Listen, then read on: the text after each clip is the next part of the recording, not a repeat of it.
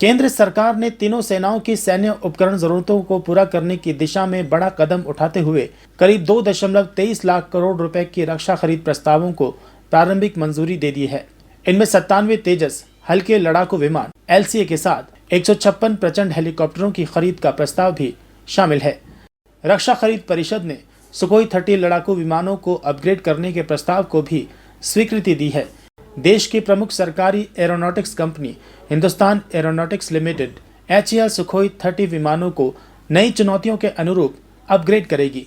Anti tank gun system और नौसेना के लिए मध्यम दूरी की एंटी शिप मिसाइलों की खरीद को भी मंजूरी दी गई है।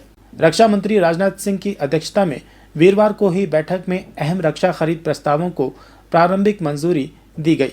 रक्षा मंत्रालय के अनुसार 2.23 लाख करोड़ के इन पूंजीगत अधिग्रहण प्रस्तावों में से 2.20 लाख करोड़ यानी कुल राशि का 98% का अधिग्रहण घरेलू उद्योगों से किया जाएगा। इस कदम से भारतीय रक्षा उद्योग को आत्मनिर्भरता के लक्ष्य को प्राप्त करने की दिशा में बढ़ावा मिलेगा।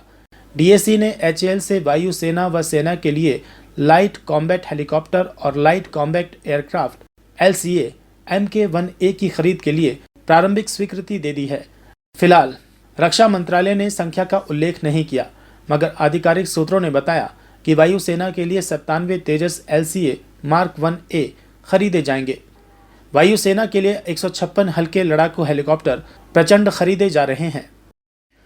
केंद्र सरकार ने तीनों सेनाओं की सैन्य उपकरण जरूरतों को पूरा करने की दिशा में बड़ा कदम उठाते हुए करीब 2.23 लाख करोड़ रुपए की रक्षा खरीद प्रस्तावों को प्रारंभिक मंजूरी दे दी है।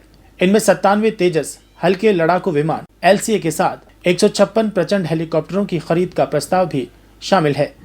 रक्षा खरीद परिषद ने सुखोई 30 लड़ाकू विमानों को अपग्रेड करने के प्रस्ताव को भी स्वीकृति दी है। देश की प्रमुख सरकारी aeronautics company Hindustan aeronautics limited HAL Sukhoi 30 विमानों को नई चुनौतियों के अनुरूप अपग्रेड करेगी। एंटी टैंक गन सिस्टम और नौसेना के लिए मध्यम दूरी की एंटी शिप मिसाइलों की खरीद को भी मंजूरी दी गई है।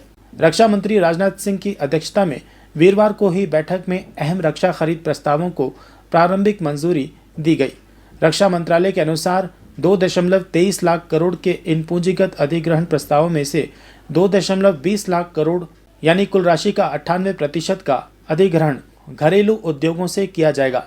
इस कदम से भारतीय रक्षा उद्योग को आत्मनिर्भरता के लक्ष्य को प्राप्त करने की दिशा में बढ़ावा मिलेगा। DAC ने HAL से वायुसेना व सेना के लिए लाइट कॉम्बैट हेलीकॉप्टर और light combat aircraft LCA Mk-1A की खरीद के लिए प्रारंभिक स्वीकृति दे दी है।